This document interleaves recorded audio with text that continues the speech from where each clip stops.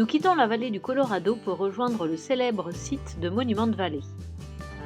Nous commençons l'autostop à ce carrefour entre les deux États où le Chimney Rock nous domine de ses 1860 mètres.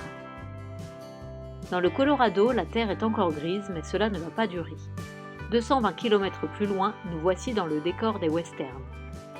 Cette visite n'était pas prévue au programme, mais une fois dans le Colorado, Monument Valley est finalement sur notre route pour rejoindre le Grand Canyon. Ce serait dommage de passer à côté de ce site iconique des USA. Un autostop pour Monument Valley! C'est avec un couple suisse que nous ferons cette visite. Nous arrivons à 5 minutes de la fermeture du parc, ce qui nous permet de parcourir les 33 km ouverts au public sans trop de monde. Ces terres appartiennent à la tribu des Navajo qui les considère comme sacrées. Il s'agit de la plus grande réserve indienne des États-Unis. Les USA se sont appropriés ces terres en 1848 à la suite de la guerre américano-mexicaine.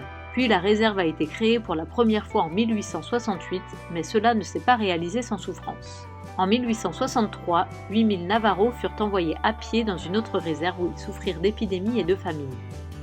Un nouveau traité fut signé en 1868, autorisant les survivants à rejoindre une réserve aménagée sur leur ancien territoire.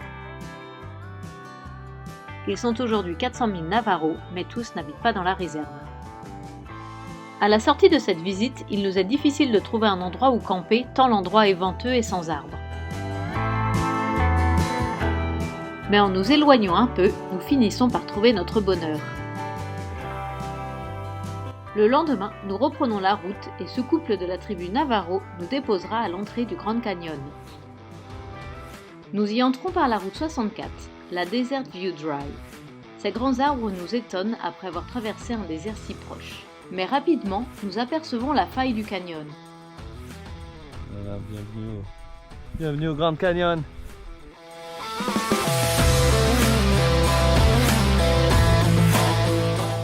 Le parc national s'étend sur près de 5000 km².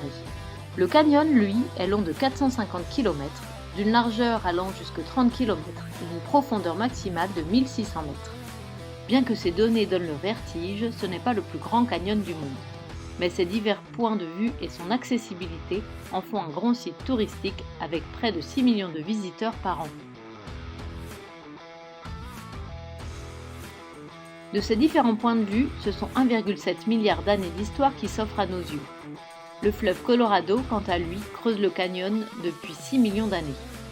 Ces strates se sont créées par l'action de la lave, des roches qui se soulevèrent pour devenir une chaîne de montagnes, une longue période d'érosion, puis la région fut à nouveau envahie par la mer à plusieurs reprises entre 520 et 250 millions d'années. Il s'en est suivi l'identification de près de 40 couches différentes de roches sur les parois du Grand Canyon.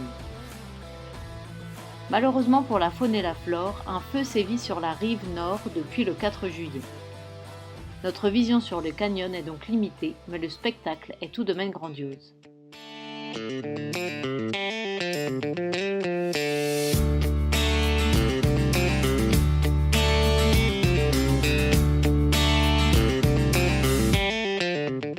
Nous passons la nuit aux abords du parc dans une petite forêt. Le matin, nous tentons un petit déjeuner en face du canyon, mais c'est sans compter sur la voracité des écureuils qui ne nous laisseront pas déjeuner en paix.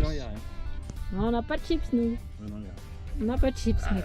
il te griffe et tout. Ouais, mais tu manges tout, machin. En chemin vers notre prochaine destination, nous nous arrêtons au croisement de Valley. Ici, des boutiques typiques de la route 66 nous attendent.